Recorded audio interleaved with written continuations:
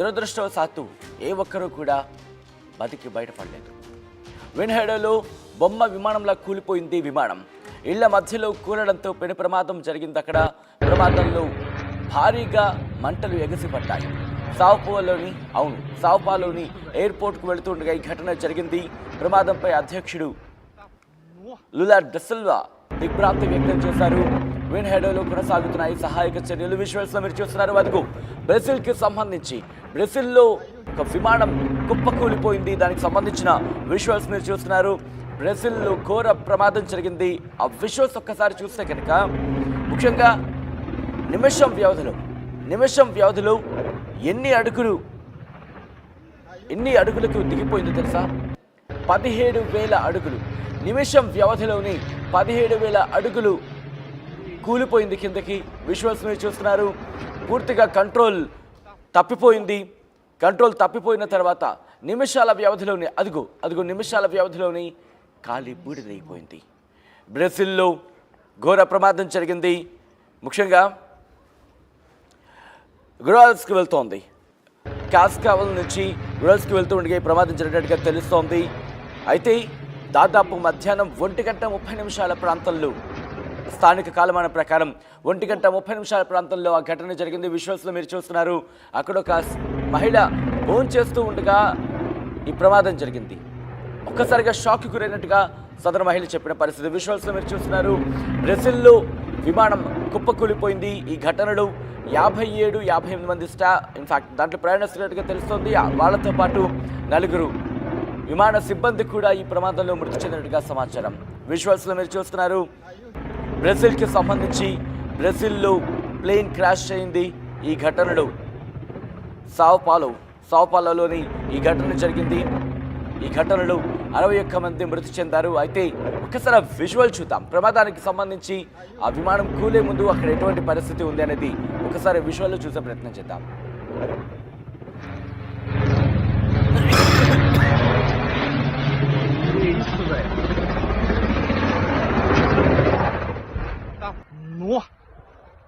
Fudeu, velho. Tá louco?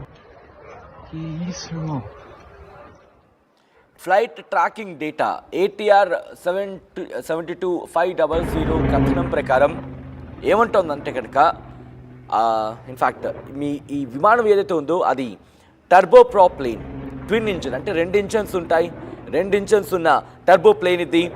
17,000 అడుగులు నిమిషం వ్యవధిలోని 17,000 అడుగులు కిందకు ఒరిగిపోయిందంటే అర్థం చేసుకోవచ్చు, కిందకు వచ్చేస్తుందంటే అర్థం చేసుకోవచ్చు ప్లేన్లో ఎటువంటి సాంకేతిక సమస్య తలెత్తుంటుందనేది.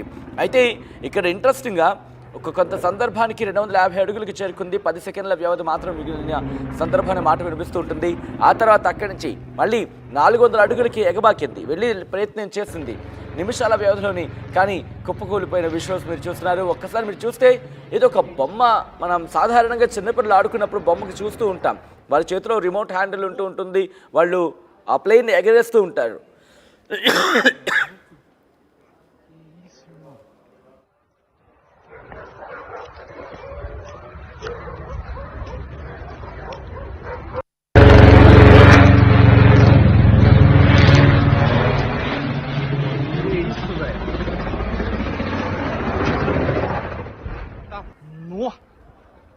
Fudeu, velho. అదిగో మీరు విజువల్లో చూడొచ్చు. ఎప్పుడైతే ఆ 17,000 అడుగులు కిందకు ఒరిగిందో, కిందకు వచ్చేసిందో, ఆ తర్వాత మళ్ళీ ఎగబాకి ప్రయత్నం చేస్తుంది, మళ్ళీ పైకి వెళ్ళే ప్రయత్నం చేస్తుంది. కానీ పూర్తిగా కంట్రోల్ తప్పిపోయిన నేపథ్యంలో ఆ విమానం అలా కిందకు జారిపోతూ కొండ ప్రాంతంలో మనకు కనిపిస్తుంది. అక్కడ కాస్త చెట్లు కూడా మనకు కనిపిస్తున్నాయి. అది కాస్త రెసిడెన్షియల్ ఏరియా. అయితే మీరు చూస్తే ఆ విజువల్లో ఆ విమానం పడిపోతుందని వాళ్ళకి అర్థమైన నేపథ్యంలో అక్కడ రోడ్ల మీద వాహనాలు ఎక్కడికక్కడ ఆగిపోయాయి. కొంతమంది అక్కడ భోజనం చేస్తున్న వాళ్ళు, ఎందుకంటే కొన్ని కథనాలు, అంతర్జాతీయ కథనాల ప్రకారం కొంతమంది భోజనం చేస్తున్నప్పుడు మధ్యాహ్న సమయంలో జరగడంతో అక్కడ ఒక్కసారిగా షాక్కి గురయ్యారు. అయితే ఆ విమానం అలా కిందకు దిగుతున్నాడు. బహుశా అక్కడ ఏమైనా సేఫ్ ల్యాండింగ్ అవుతుందేమో అనుకున్నారు. కానీ అది అక్కడ కంట్రోల్ తప్పిపోయింది. 58 మంది ప్రయాణికులు అక్కడికక్కడే ఘటనా ప్రదేశంలో మృతి చెందినట్టుగా తెలుస్తోంది. అయితే ఈ కథనం మిమ్మల్ని కాస్త కలవరపరచవచ్చు, అయితే మిమ్మల్ని కలవరపాటు గురి చేయడం మా ఉద్దేశం కాదు. కానీ ఇటువంటి కథనాలు చూసినప్పుడు కాస్త కలవరపాటుకు గురయ్యే అవకాశం ఉంటుంది. కాబట్టి దీనికి సంబంధించి తగిన జాగ్రత్తలు తీసుకోమని చెప్పి ఆర్టీవీ సూచించడం జరుగుతోంది. అయితే ఈ ఘటన జరిగిన తర్వాత ఆ ప్రమాద తీవ్రత నేపథ్యంలో శరీర భాగాలు ఎవ్వరివి కొంతమంది అయితే అసలు ఎక్కడ కూడా నామరూపాలు లేవన్న మాట వినిపిస్తోంది. ఎక్కడ కూడా వాళ్ళ వాళ్ళని గుర్తించడం కష్టమవుతుందన్న మాట వినిపిస్తోంది.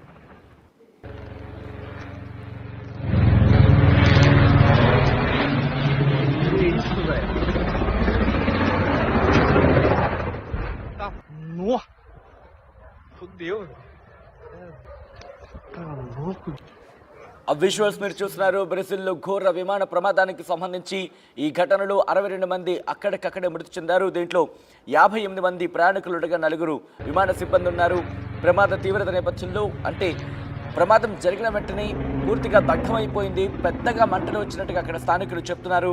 ఆ నేపథ్యంలోనే ఎప్పుడైతే ఈ భారీ స్థాయిలో భారీ ఎత్తున ప్రమాదం జరగడంతో విమానం కాలిపోవడంతో అక్కడ శరీరాన్ని గుర్తించడం కూడా, అక్కడ మృతదేహాన్ని గుర్తించడం కూడా కష్టంగా మారుతోంది.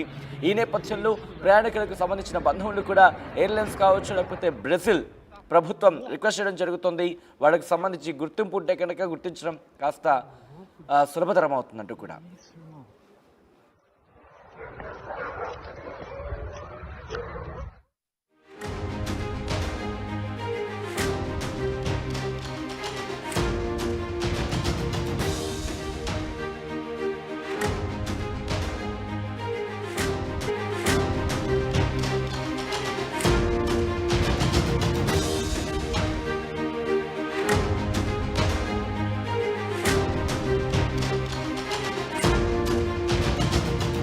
బ్రేకింగ్ న్యూస్ చూస్తున్నారు.